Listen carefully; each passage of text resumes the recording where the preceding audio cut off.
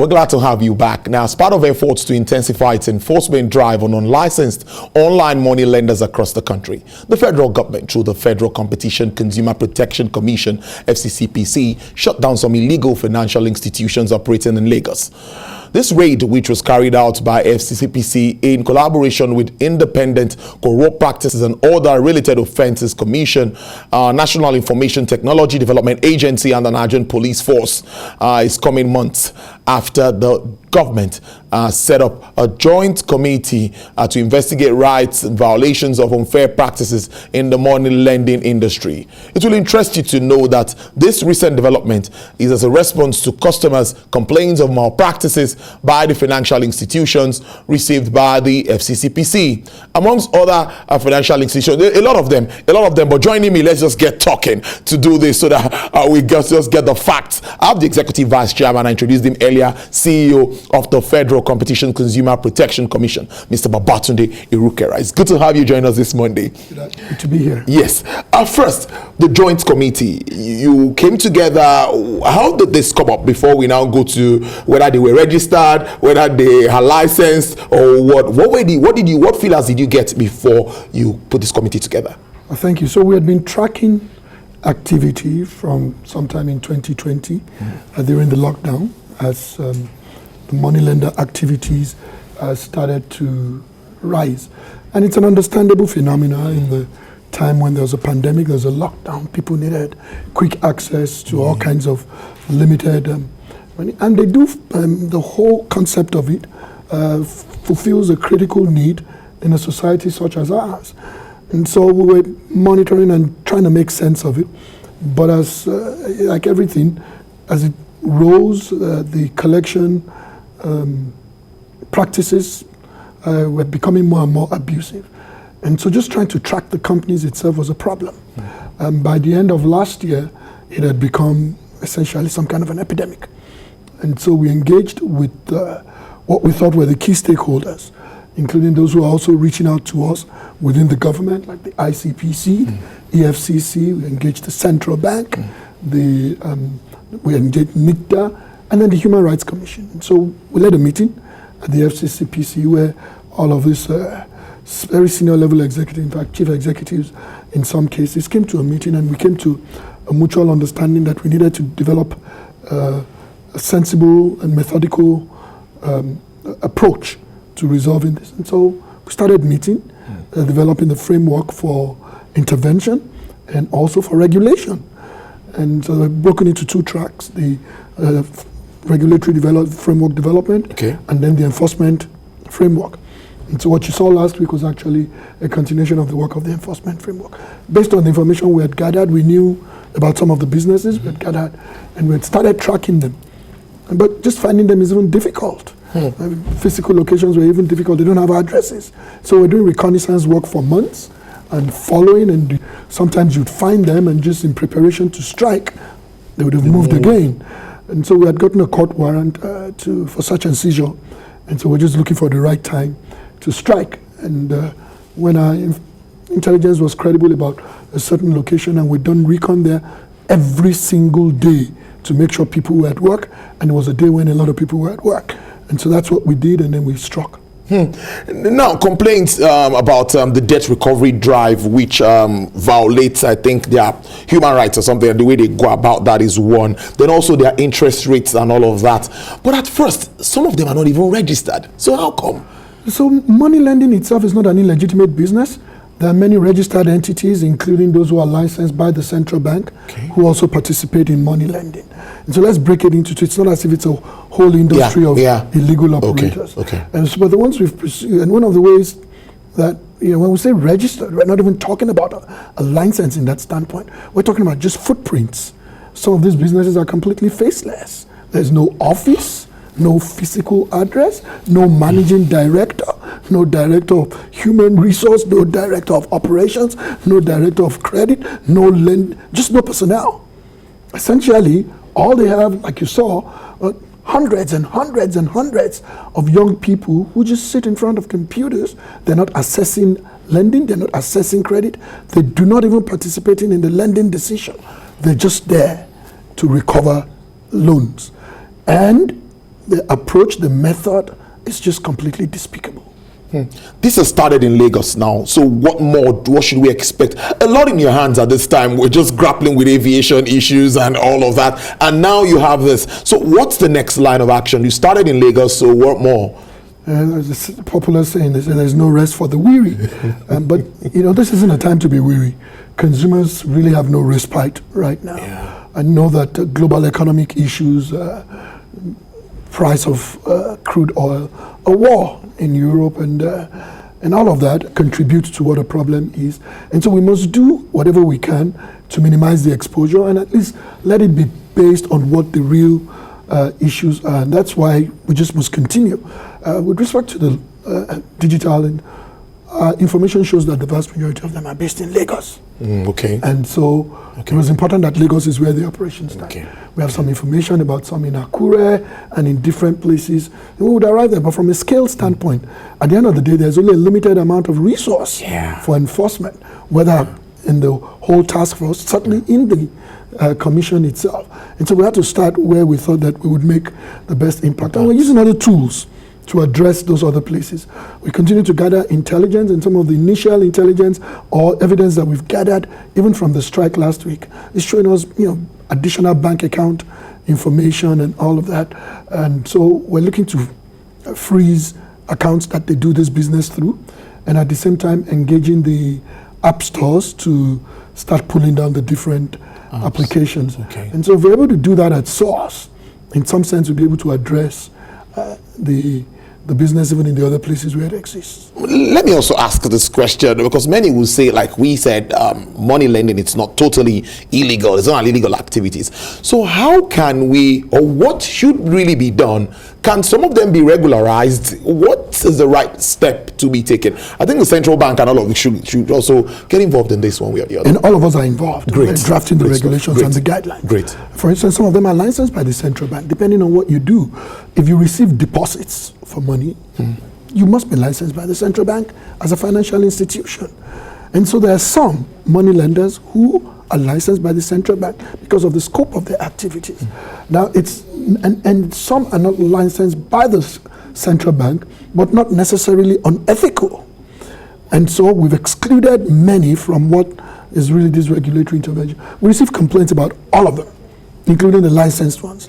But the nature of the complaint is different. Somebody says he thinks that his interest calculation is wrong. That's a different thing. That's allowable.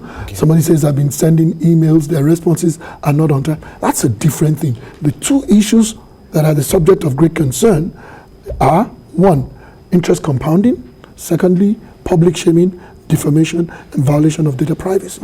And so the ones that we found that mostly do that, they're not even registered companies. There's nowhere to find them. And so for even those ones, to the extent that they can reform, oh yes. As a matter of fact, we put out a statement today saying that the businesses and the way it was done should stop. But we know that there are legitimate loans pending out there. And so to the extent that they can modify the conditions and terms right away to what are fair, transparent, applicable, and again, and not inconsistent with law or public policy, then they can continue to recover outstanding loans. And if anybody wants to borrow money from them, because of how critical the activity that they engage in is, yes, the marketplace must be welcome to all who want to fill that gap. It's just that it must be done the right way. Right, the right way. Very, very, very, very important. I'm looking at issues around consumer now, because having you in the studio is always an opportunity to talk about that. A lot of expectations at this time. How are you able to manage all of this? A lot. You're just coming from an inquest. A lot of issues. So how has it been? And I still want to always ask you that, are Nigerians really taking advantage of the FCCPC more than they used to do before now? Oh, far more. I mean, there's still a long road to travel. There's a lot that's going on, and you go to sleep every day wondering if all you've done even moves the needle at all. And it's not because of how little the effort is. It's just really an indication of how bad the space is. But I would say that consumers, in spite of the struggles, they're trudging. They're trudging along, and they're engaging the FCCPC far more than ever before. Now, a lot of our work is not even necessarily public. It's not even complaint resolution. It's intervention before things even go bad. But I'll say that we've moved some, but we still have a long way to travel. Indeed, a long way to travel. Ahead of the Consumer Rights Day, it's good we're having you here to talk about this. That's 2022. What's the focus for the year, and what are your expectations? Well, again, it's about digital markets, and that's the new. That's the new globally dominant. And you see, for about 3 years we've stayed on that because it has become the new real super highway for commerce, and it's timely that we just addressed the digital markets from a consumer standpoint for the most vulnerable people. And also, I just gotten back from South Africa, where key regulators across the continent came together and signed a mutual understanding about how to approach the digital markets in a way to ensure that there's fairness in how business is done in Africa. Many years ago, I think about 4 years ago, the Consumer Rights Day was about developing guiding principles. We engaged the e-commerce market to develop guiding principles of how they should do their business, transparency, fairness, mechanisms for resolution. And I think that, we would hopefully this year can move towards crystallizing those guiding principles into a more robust regulatory framework where there are penalties for violation. Interesting one day. Yes, earlier this month we talked about the electricity and the aviation, and I think Nigerians would like to hear from you. Any brief updates with regards to our flights? They're still very high, and the directive and all of that. Then also aviation fuel. I don't know if you are what that has to do with supply and all of that, but we hear diesel is also about 700 and something now. And we've talked about this deregulation. See what we have. Maybe that's why they don't want PMS to be deregulated. Just my opinion, but what do you think, and what's your message to Nigerians with regards to all of this thing? Sharp practices all across. Right. So with respect to the price of domestic fares, our understanding from the material we had seen was that the airlines got together and decided what the price should be. That's a no-no. I mean, it's a crime. And so we issued an order saying that whoever had done that needed to move. And we didn't say move to any certain amount of money, but any movement product of that consensus needed to change.